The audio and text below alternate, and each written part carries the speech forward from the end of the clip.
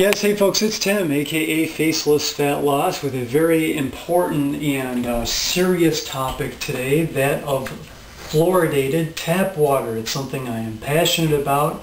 It's something I feel very strongly against. It amazes me that there are people out there who will adamantly defend mercury amalgam fillings in our mouth, exposing us to at least some form of mercury on a daily basis. Oh, it's just a little bit though, so it won't hurt you.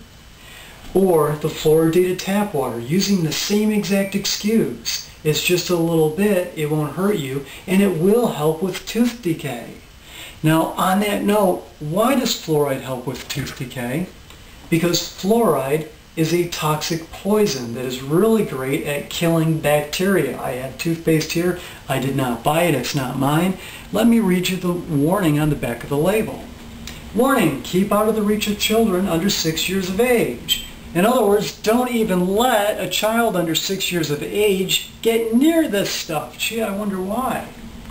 If you accidentally swallow more than is used for brushing, get medical help or contact a poison control center right away. Gee, why would you want to contact a poison control center? Could it be because it's poison? Well, gee, if it's poison, do I want to be using this stuff in my mouth where it can be absorbed through my sublingual absorption? Fluoride derivatives are also used in SSRIs, antidepressants, anti-anxiety medications such as Prozac. How does Prozac make people feel? Does it tend to relax them? Does it tend to make them more at ease? Prozac is also known to cause hypothyroidism. Now, you guys know I have a fat loss, weight loss program, but it focuses on health first.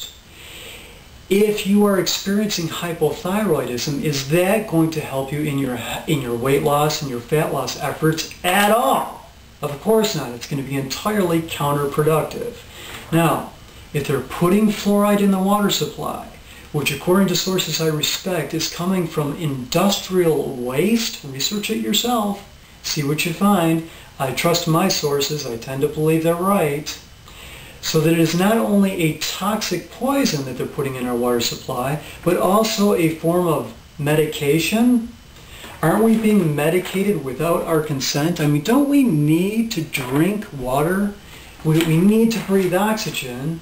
Probably second most important is we need to get our water in. And third would be, of course, food. Now, on the food part of the equation, our food supply is largely being watered, the plants, by fluoridated water, exposing us even more to fluoride. Well, people will say, well, I've drank tap water for years and years and I'm just fine. I'm sure lots of folks on Prozac will say the same exact thing. Been taking Prozac for years and years and years and I'm just fine. How would either party know any difference if they had taken it for so darn long? So, the way this has gotten around, this is coming from a long-term law student right here. The fluoride exposure is deemed to be safe because it's in such small amounts, they say. The problem with that is these small amounts become cumulative over the course of time.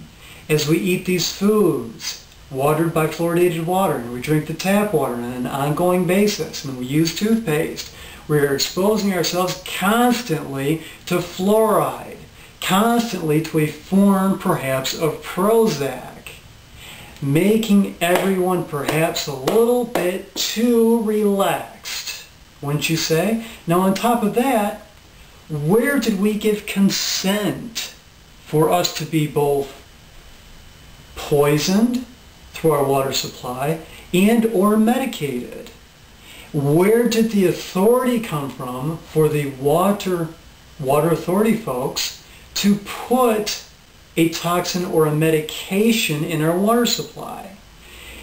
As a medication, don't most doctors have to be licensed to prescribe a medication? Are these folks at the water authority licensed to prescribe the fluoride that is in our water supply? Folks, I'll never understand why people will fight this issue. Used to be a couple of years ago, they stopped doing this. You could buy the spring water at the grocery store and it was just plain spring water, or you had the option of having your spring water fluoridated. You won't find that anymore. Geez, I wonder why. Could it be because people are catching on?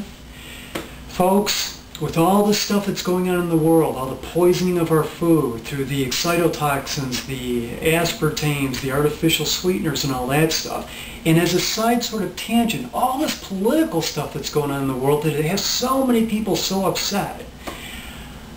What's going on when so many people are being exposed to a chemical that in turn brings down their level of resistance, just like an antidepressant might and often does? How are people supposed to manage? How are people supposed to react when they're under the constant influence of something that makes them perhaps much more docile than they should ever be? I want you guys to think about that. Thank you so much for watching. I'm going to cover this topic in a lot more detail. There's a lot more to cover. Love, happiness, health, and peace.